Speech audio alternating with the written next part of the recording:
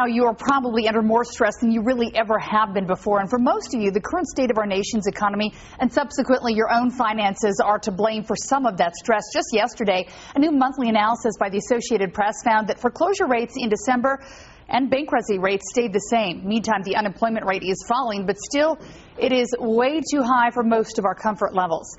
All of this is enough to stress anyone out, safe to say, but we are trying to help you keep your cool in these tough economic times. Janie Lacy of Total Life Counseling in Orlando is here with a few of her tips to help us out to keep our cool at home. Good morning. Thanks so much for coming in. Good morning, Heidi.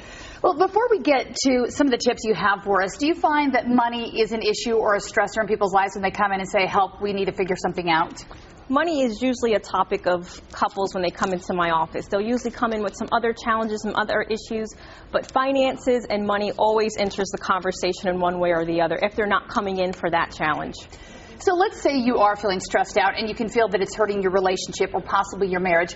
What would be your #1 tip to start fixing the problem? Well, what tends to happen with families or couples is they will get into survival mode if they're one paycheck away from disaster. So what I'll tend to tell them is that we need to start by dividing the facts versus your feelings around the situation.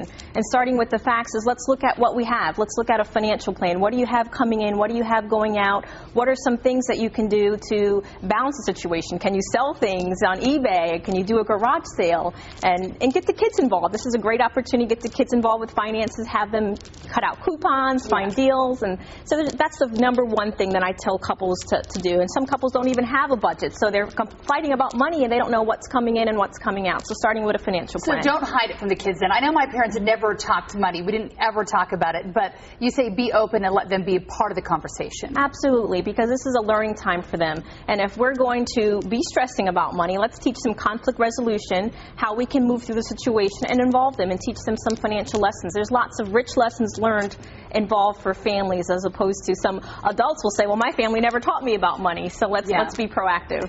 I'm assuming you have to be fairly well connected as a couple and a family too to make it through these times. Are there ways that you can strengthen that as maybe a precursor to getting to the point where you need help and you need professional help?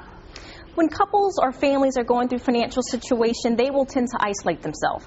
They'll be ashamed of what they're going through. They don't want to talk to each other outside of their family, and even sometimes in their homes they're stressed, so you're in their home and they're isolated within their home. They're in their different rooms and things of that nature. But it is important that you reach out, that you bond, you talk about these things. It takes the pressure off, and most people, when they really care about you, will give you the shirt off their back.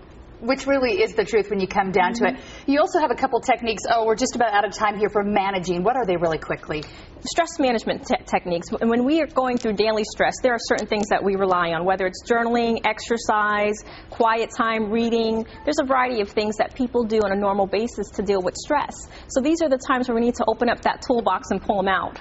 I think we can all use 1 or 2, maybe 3 or 4 of those. Janie Lacy, thank you so much for coming in from Total Life Counseling Center. I think we can all use a big deep breath on this one right now. Thank you. A lot of times when we'll look at couples, they'll say that they're getting married because they love each other, but then when you ask them what does that mean, then they don't know what to say. You have a detox period. You stop having the behavior, but then you also, the other component is you have to learn to have a healthy sexual relationship. So when you think about how that shaped your life, look at how it's shaping the lives of our young people today.